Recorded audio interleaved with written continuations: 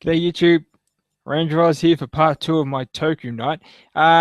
Mostly unplanned, but it's happening anyway because, well, I sat down and watched a new Toku movie today, and I decided that I really needed to do it. And, well, since I have the time, I may as well hit for it. A little bit of background. Right, some of you may know there was a gap in between, I think it was like 89 and 2000, where Kamen Rider was off the air and there was really nothing to go into that slot with Super Sentai. To fill that, Toei came up with what is now known as the Metal Hero series. Some of you may be familiar with some of the costumes from a little show from Saban called VR Troopers. These are the suits that three of those suits were used. Well, actually, it was more like four of those suits were used for VR Troopers. There was another little show that Saban had on around the same time called Big Bad Beetleborgs, or Beetleborgs Metallics, depending on what series you watched. Also Metal Heroes. Tonight, however, we are going to deal with a member of the Space Sheriff trilogy, or Uchu Keijii. I think I said that right. So even more backstory. A couple of years ago, they decided to try and relaunch the Metal Hero series with Uchu Keijii Gavin the movie, which was met with a resounding meh. They really did try, though. I mean, there was the Keijii versus Gavin movie, which brought the original Gavin back. And you had a new Gavin, which started off in Go Busters, Tokume Sentai Go Busters, which tied into the Gavin movie, which was, as I said, met with a resounding meh. And we thought that would be it. Didn't quite work out. All good. Happens. And then Keijii got its own movie, which was, I believe, I don't know if it was another Metal Hero or not, but of a similar vein, showed up on Gaim with its own movie coming. And then somehow something else snuck under the radar. A couple of, I believe, direct-to-DVD releases covering the other two Space Sheriffs, Shida and Sharivan. We'll be dealing with Sharivan the Next Generation, as that's the only one that's out so far. Shida will be coming. So we'll just dive straight into it, which is basically what the movie did, because you go straight into it, and there's a fight scene between a monster and Gavin. Wait. This isn't your movie. What are you doing here? Go away. You had your chance. You blew it. Go. So, yeah, he comes in, he has his little fight scene, shows off his battle moves, because that's what they do. Manages a successful victory, handcuffs the guy, arrests him, reports to his commanding officer on Planet Bird. Shut up. It's awesome. I know it doesn't sound it, but it looks really cool. So, he reports, hands it in, guy in, caught him. Don't really think he's connected to any of the three major crime syndicates which were faced in the original three series, no matter what he might say.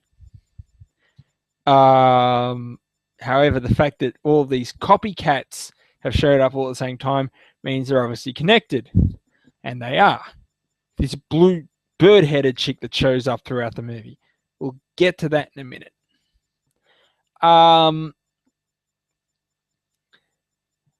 Anyway, he's coming out of his body, his office, meets up with Shida, who Kamen Rider fans may know as Date from O's, and more obscure fans might know as R5 from Tomoki Hero Rescue Force. Oh yeah, now we're getting good. So he says that Sharivan is in for a award of some kind, and he's currently on a top secret mission on Earth. Where else? So he's heading to Earth to meet up with a fellow member of his particular race of humans and a fellow uh, space sheriff played by Ryuji from Go Busters. What? Now, the thing is that Ryuji is actually the second Super Sentai alum. Actually, no, he's the third Super Sentai alum we've seen. The first was Abba Red. He will be one of our bad guys for the episode. The second is Sharivan himself, Geki Wolf. And now, or Geki Violet, I should say. Wolf is the Power Rangers thing. My bad. So yeah, Geki Violet. And now Space Sheriff Estevan, played by Ryuji. Go Buster Blue. Or Blue Buster. I'm getting everything mixed up. So, there's a meeting, and we find out that he was actually set that Sharivan's mission included investigating Estevan's partner, Eileen, who may be a spy for the bad guys. That's the belief. That is the theory. And it certainly seems that from the beginnings, well, unless you're smart like me, they go to stop the bad guy, evil Aberred, Dark Aberred, from, arrest him in the middle of a drug bust. He sells this thing called Hyper M that turns you into a super soldier, but will also kill you unless you get your hands on the antidote. That seems kind of counterproductive, especially since we see that during this scene, we see that the super soldiers have a time limit like an Ultraman. They last like 3 minutes and then their body explodes. Guys, that's not normal. And it's not useful either. You know what? I'm going to give you guys a number. Might have heard of him, Professor Erskine. He created the super soldier serum for Captain America. He might be able to help you out because your version sucks. Just so you know. So they're about to move in, and then Estevan bollocks it up. I'm not really sure this guy's cut out for this job. He really blew this sting. So there's this big battle. Sharivan gets to show off his moves. Eileen shows off that she's not your typical damsel in distress. And then we see Estevan, and boy, is that suit shiny. I mean, seriously. Typical Metal Hero suits, metallic, shiny. This thing's all gold. Yes, they've reused the Nega Gavin or whatever the Gavin, the second Gavin suit from Go Kaijii versus Gavin was called, and they've just colored it gold. But it is pitiful. I hope he sticks around for more than one movie. He shows that, yeah, he rocks. He's awesome. And then Eileen does something that's sort of suspicious. She shows up, says your finishing move won't hurt him. Your sword won't hurt him. This won't work.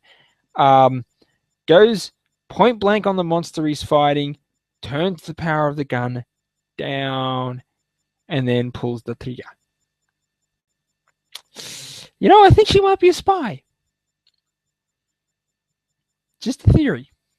There's this whole thing where Sharivan keeps Eileen and Estevan busy while his forensic expert / partner starts doing a autopsy on the monster that they beat. Except the monster isn't quite dead.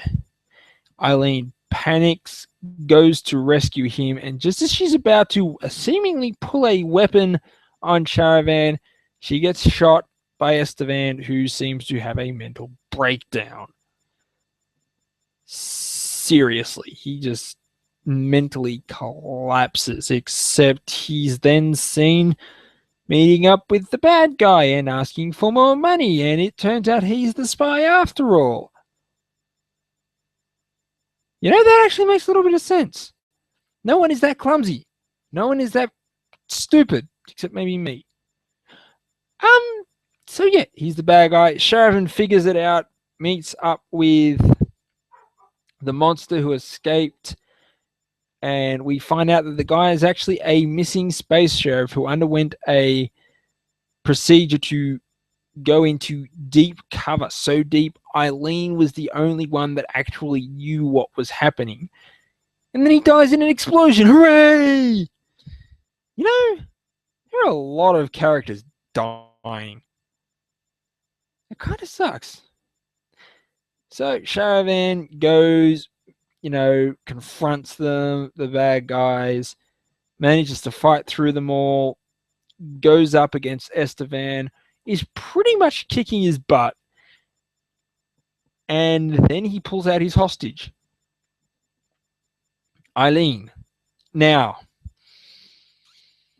earlier in the movie, we find out that Sharivan likes to rely on calculations to get through his missions, get through his cases, get through his fights, get through everything. That's his way of life. And that he had chosen to rely on his calculations as opposed to trying to save put his weapon down and save a hostage. Which the original Sharivan who showed up gave him a lecture over. That's not the way space sheriffs work. This time he doesn't choose to rely on the calculation because no matter what he can come up with, Eileen's going to die. So he puts his weapon down, shatters his, sends his armor away, and then Estevan attacks him, so he's going to kill Eileen anyway. Big trouble. They're all going to die. What do they do now? Well, Sharivan grabs one of the Hyper M, that super soldier that kills you within 3 minutes, and injects himself with it.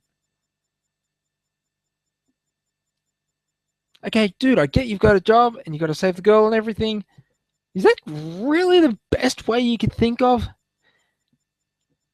Anyway, he seriously steamrolls Estevan in his full armor with the Hyper M and almost dies. They were able to get him the antidote before his body imploded, but he almost dies on the job. All right, dude. You got game. I'll give you that. Gavin shows up again, laying claim to a piece of evidence that Sharivan had picked up over the course of his case, a switch that allowed the user to replicate one of the side dimensions, the pocket dimensions that are used by the bad guys in the Space Sheriff series. It's all connected to his case that we touched on earlier, as the people who are pretending to be these various criminal syndicates, or the copycats of them, Mato, whatever, I can't remember them all, sorry, it is actually owns a website, I believe it was Horror Girl, which brainwashes people into working for her and copying the previous syndicates. This is the weird bird-headed girl with the dress that we've seen scattered throughout the movie, who is always really excited when stuff happens. Always laughing and giggling and whatever else. But we don't actually catch her. Sharivan gets one last scene with the original Sharivan, in which he said, he actually acknowledges, yes, you've made the right decision. You really are a space sheriff now. I will acknowledge you as my successor properly. There's a thing where he walks away from the sun, but the girl doesn't really get caught, because this is all going to get picked up again when Uchu Keijii Shida comes out. Now, I've never really watched a lot of the Metal Hero stuff. I've seen Keijii vs. Gavin. I've seen Gavin the movie. But when I sat down and watched tried to watch, I believe it was either Shida or Sharivan, it was weird. It was really weird. I couldn't get over how weird it was. That weirdness is not present in this movie. In fact, this was a very straightforward, with a lot of detective work and a little bit of procedural crime drama thrown in there for good measure. Really good action, magnificent hero suits and some pretty good monster suits too. The acting wasn't too bad. Ryuji was a bad guy was almost a surprise, except I kind of guessed he was the villain when he stumbled in and blew their cover completely. It's like, yeah, dude, you're a bad guy. No one's that clumsy. So yeah, I actually like this movie, and I really do look forward to seeing what Shidar does.